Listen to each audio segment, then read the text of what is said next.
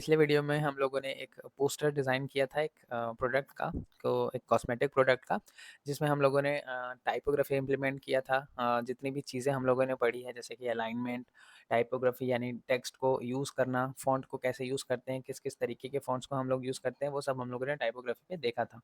Colour contrast थोड़ा-सा touch किया था, उसी सीरीज़ को आप थोड़ा-सा आगे बढ़ा के आज हम लोग देखते हैं कलर्स को अपने डिज़ाइन्स में हम लोग कैसे इम्प्लीमेंट करेंगे या कौन से कलर्स ऐसे पिक करने चाहिए अपने डिज़ाइन्स के लिए ताकि वो कलर और हमारा जो थीम है, जो हम लोग प्रोडक्ट डिज़ाइन कर रहे हैं या जो भी चीज़ डिज़ाइन कर रहे हैं, वो दोनों अ, कैसे मैच करें, ठीक है? तो कलर थ्योरी में हम ज़्यादा इन डेप्थ में नहीं जाएँगे, सिंपल सा कलर को समझ के हम लोग थोड़ा-सा आगे बढ़ेंगे, ठीक है? तो ये हमारा बेसिक कलर व्हील है, इसमें हम लोग जब देखेंगे तो यहाँ पे एक लेयर ले लेता हूँ मैं यहाँ से और इसमें मैं एक ब्रश टूल को एज़ अ मार्किंग के लिए यूज़ करूँगा ताकि आप लोग को मैं कुछ भी अगर दिखाना रहे तो मैं दिखा सकता हूँ, ठीक है? तो इस कलर व्हील पे अगर ध्यान दोगे तो यहाँ पे हम लोगों को ना 3 अलग-अलग तरीके के ऐसे प्राइमरी कलर्स मिलते हैं। यहाँ पे देखो प्राइमरी कलर्स लिख के आ रहा है, यहाँ पे भी एक प्राइमरी कलर्स लिख के आ रहा है और यहाँ पे भी एक प्राइमरी कलर्स लिख के आ रहा है। तो ये प्राइमरी कलर्स होते क्या हैं? ये प्राइमरी कलर जनरली वे कलर्स होते हैं जो दूसरे कलर से एक्सट्रैक्ट होके नहीं बनते।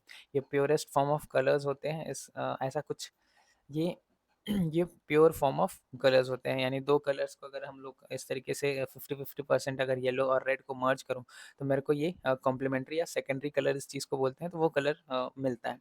तो जैसे इन दोनों कलर्स को मिक्स करके ऑरेंज कलर मैं ले सकता हूँ या मेरे को ऑरेंज कलर मिल जाता है, वैसे ही आप येलो को किसी 2 कलर्स को मिक्स करके नहीं बना सकते। ना ही रेड को उस तरीके से बना सकते हो और ना ही ब्लू को बना सकते हो। तो इसलिए हम इस इन चीज़ों को प्राइमरी कलर्स बोलते हैं। अब ये कंप्लीट एक व्हील के जैसे आपको अब यहाँ पे शो हो रहा है। आपको अगर ये फोरग्राउंड कलर के इस पैनल पे डबल क्लिक करोगे तो आपको जो कलर यहाँ पे दिख रहा है। अब इसमें कुछ पैनल में कुछ चीज़ें समझने के लिए ये है कि हमारे पास यहाँ पे एच वैल्यू दिया हुआ है, एस दिया हुआ है, बी लिख के आ रहा है, आर, जी, बी लिख के आ रहा है। तो ये इन वैल्यूज़ को हम लोग को थोड़ा-सा समझ लेते हैं कि ये है क्या चीज़ एक्चुअल पे। तो यहाँ पे एक स्लाइडर आपको जो दिख रहा है ना, ये दरअसल आपका यही कलर व्हील है जो आपको ऐसे स्ट्रेट सीधे स्लाइडर के रूप में दिख रहा है यहाँ पे। अब देखो यहाँ पे जैसे ही एकदम टॉप पे रख रहा हूँ, यहाँ पे ह्यू का जो वैल्यू है वो 0 डिग्री पे है। इसको जैसे ही इधर शिफ्ट करता हूँ, ये 360 डिग्री से लेके डिक्रीज़ होते-होते ये 0 पे वापस पहुँच जाता है। ठीक है?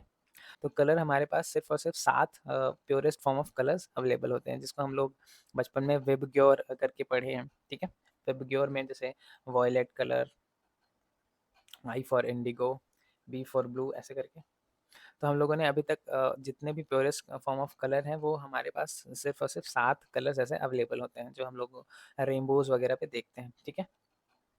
तो ये जो 7 कलर्स होते हैं, उसके बाद जैसे इन कलर्स का एक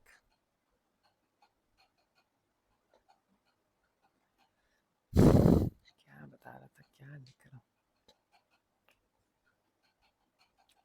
तो इसमें जैसे देखो एच जो है ये ह्यू मैं इसको बोल रहा हूँ तो ह्यू का मतलब क्या होता है ह्यू मतलब आपका जितने भी कलर्स अवेलेबल है वर्ल्ड में जैसे हमारे पास सिर्फ 7 कलर्स अवेलेबल होते हैं जो हम लोगों ने विबक्योर या रेनबो के कलर्स में 7 कलर्स होते हैं ये हम लोग बचपन में पढ़े हैं ठीक है तो प्योरेस्ट फॉर्म ऑफ कलर्स जो होते हैं वो हमारे ह्यू पे होते हैं जैसे कि यहाँ पे सबसे टॉप में अगर करूँगा तो 0th वैल्यू पे रेड मिल रहा है अगर फिर से एकदम बॉटम पे ले जाऊँगा तो वही वैल्यू मेरे को सिमिलर ही मिलता है क्योंकि 0 डिग्री पे वो ऐसे रोटेट होके वापस से उसी पोजीशन पे आ जाता है ठीक है अब जहाँ से स्टार्ट करो अगर 59 कर रहा हूँ यहाँ से डिग्री अब इसको ऐसे रोटेट करके फिर से यहीं पे आऊँगा 59 डिग्री पे तो सेम कलर्स मुझे मिलता है ठीक है तो ये जो कॉर्नर टॉप राइट टॉप में आपको एक जगह दिखता है यहाँ पे आपका जो सैचुरेशन ब्राइटनेस आर और जी और बी की वैल्यू यहाँ पे दिख रही है तो ये जो चीज़ होती है जैसे मैं यहाँ पे 45 डिग्री पे इस ह्यू के वैल्यू को रखा हूँ तो यहाँ पे मेरे को प्योर येलो कलर मिल रहा है ठीक है तो ये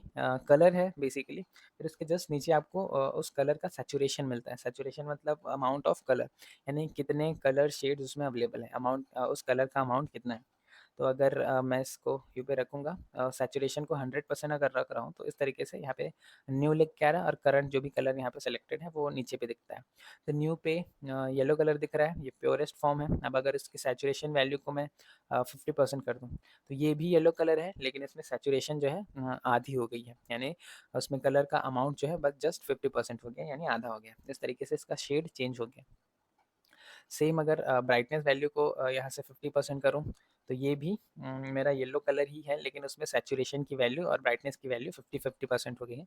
इसीलिए आपको ये थोड़ा-सा ऐसा डल वो पे दिख रहा है, डल शेड पे दिख रहा है। ठीक है? तो ये जो एस लिख के आ रहा है, ये आपके सैचुरेशन की वैल्यू है, इससे आप समझ जाओगे इस तरीके से। और जो बी लिख के आ रहा है, ये आपके ब्राइटनेस की वैल्यू है, यानी उसमें लाइट की मात्रा कितनी होगी, ये ब्राइटनेस का ये वैल्यू डिसाइड करता है। तो इसका मैक्सिमम 100% इसकी वैल्यू रहेगी। सैचुरेशन की वैल्यू को भी अगर 100% कर दोगे, तो कोई से भी कलर का अगर मैं यहाँ से ह्यू को चेंज करूँ, सिर्फ ह्यू चेंज हो रहा है, सैचुरेशन और ब्राइटनेस चेंज नहीं हो रहा है, ऐसे। ठीक है? तो अगर ग्रीन ले लूँ, तो ये ग्रीन का प्योरेस्ट फॉर्म है। अब इसमें आरजीबी की वैल्यू भी इन्वॉल्व रहती है। जैसे अगर मैं ग्रीन ले रहा हूँ, तो ग्रीन की जो मैक्सिमम वैल्यू है वो 255 तक जाती है, 0 टू 255।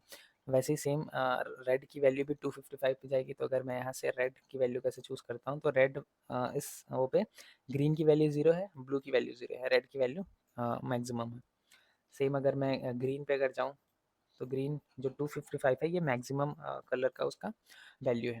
ठीक है? अब इसमें ब्लू की मात्रा इतनी है और रेड की वैल्यू इतनी है। अगर 0 कर दूँगा, तो ये आपका प्योर ग्रीन कलर है।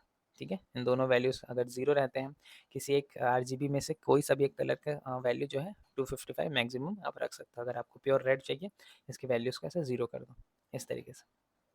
ठीक है?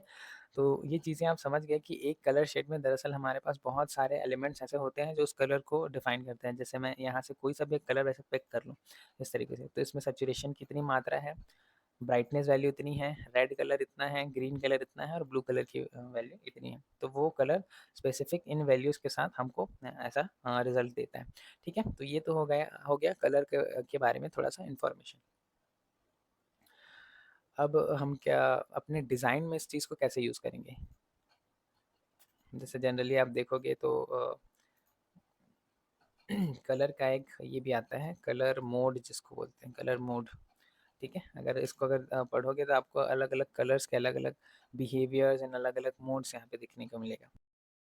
तो ये जो कलर मोड्स हैं, इसमें अगर आप अलग-अलग साइट्स में आपको अलग-अलग तरीके के ऐसे मोड्स मिलते हैं। आप जस्ट एक छोटा-सा ओवरव्यू के लिए, आइडिया के लिए एक्सप्लोर कर सकते हो। ठीक है? जैसे यहाँ पे देखो इस साइट में और दूसरी तरीके से चीज़ों को दिखाया गया है।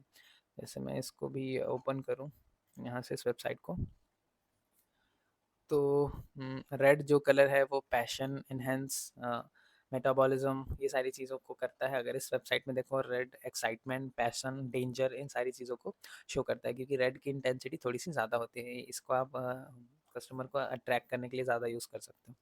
ब्लू कलर्स हमेशा ट्रस्ट, रिलायबिलिटी, कूलनेस और थोड़ा सा प्रोफेशनल लुक देने के लिए आप ब्लू कलर्स को यूज़ कर सकते हो। ठीक है? थोड़ा सा ट्रस्ट वर्दी भी होता है, तो उसके लिए आप ब्लू कलर्स पे जा सकते हो। Yellow colour warmth, cheer, happiness, इन जगहों पे यूज़ करते हो।